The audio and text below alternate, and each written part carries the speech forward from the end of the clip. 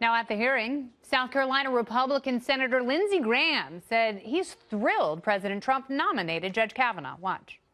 The antidote to our problems in this country when it comes to judges and politics is not to deny you a place on the Supreme Court. This is exactly where you need to be. This is exactly the time you need to be there. And I am telling President Trump, you do some things that drive me crazy. You do some great things. You have never done anything better, in my view, than to pick Gorsuch and Kavanaugh. With me now, that very South Carolina senator and Senate Judiciary Committee member. He was part of the circus today. Welcome to the show, Senator Graham. Yeah, I think I was in the clown car with everybody else. Man, that whole thing, it has gotten pretty wild. So I'm very curious to see what your point of view on this is. You know, aside from Judge Kavanaugh's record and some of the opinions that he's written and some of the emails and missives that he sent and received while he was in the Bush White House, this is a very critically important pick for the Supreme Court, for the president and for the balance of the court. How much more contentious is this process already than was for the entirety of the Gorsuch confirmation? Well, it's a new standard. It's a new low. I mean, yelling about this nominee is not going to deny his confirmation. If you want to pick judges, as liberals, you need to win elections. To me, and you made that point today, and I think that's a really good point. And a lot of this is about the 2016 race, isn't it? Oh, totally. So here's the attacks on Kavanaugh. That your view of executive power is scary and will create a kingdom in America. So when Joe Biden was arguing against indicting Clinton for his alleged misconduct, he cited an article by Kavanaugh saying that when it comes to indicting a sitting president, that's probably a bad idea for the country. Congress should make that decision, not a single prosecutor or the judiciary. When it came to a bunch of things they were saying about Kavanaugh, they had the opposite view.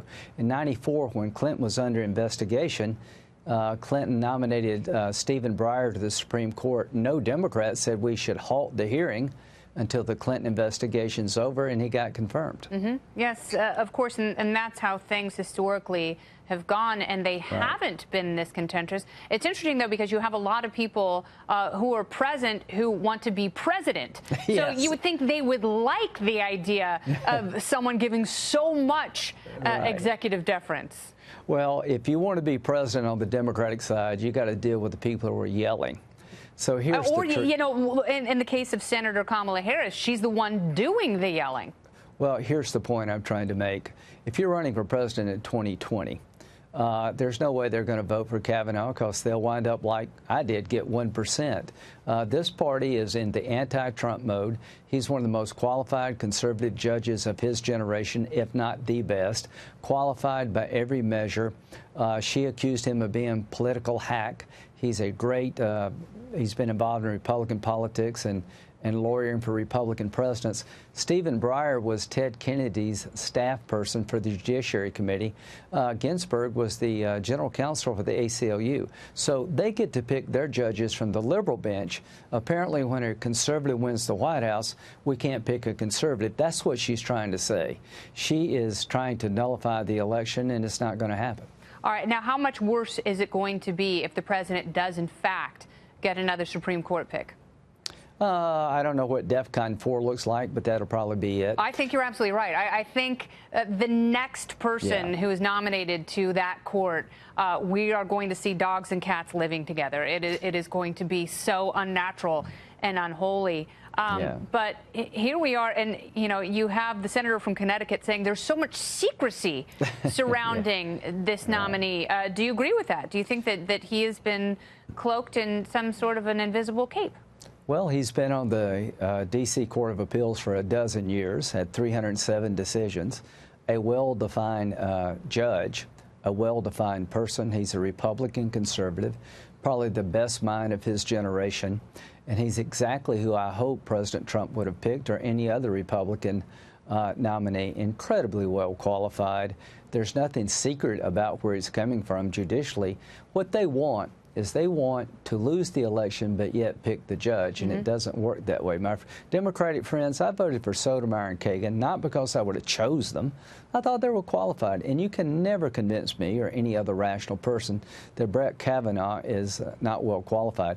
Again, in terms of executive power, Joe and if Democrats, and here's what I will say, if Democrats do have issues with some of his constitutional positions or his past interpretations, this is the time to ask them. Instead of trying to stop the process, be a part of it so you can show your constituents that you have a real and genuine curiosity for a critical branch of the United States government, last I looked. Yeah, test him. And, you know, Roe v. Wade, you know, they mentioned that President Trump on the campaign trail said he would like to overturn Roe v. Wade. Every Republican says that. We think it was an overreach by the court. Well, Hillary Clinton on 3 occasions promised to pick Supreme Court justices who would uphold Roe v. Wade. So there's a politics around Roe v. Wade of course, on both sides. And a natural litmus test for both sides that gets the more strident and foamy-mouthed aspects of their bases fired up. Senator Graham, I want to ask you about a former colleague of yours, Attorney General Jeff Sessions. Obviously, the president and the Attorney General have a very contentious relationship right now. Do you think it would be appropriate for the president to ask for his resignation or to fire him after the midterms? Well, I've seen divorces better handled than this in South Carolina. The bottom line is Jeff Sessions is a dear friend. I like him. I'm not asking for him to be removed as Attorney General, but clearly President Trump does not have confidence in Jeff Sessions as Attorney General. Like every other president, I think he deserves an Attorney General that he has confidence in. It's got to be well qualified, and to replace Jeff Sessions after the election is possible, but you would have to get the next person to say unequivocally that Mueller can finish his job, because I think that's sort of the price of admission. I like Jeff Sessions, but this president deserves an Attorney General he has confidence in, and unless this relationship changes pretty quickly, I think it's we need to move on with a choice that the president can work with. Are you willing to say on the record that the president should appoint Nick Saban to get him out of the Alabama football program?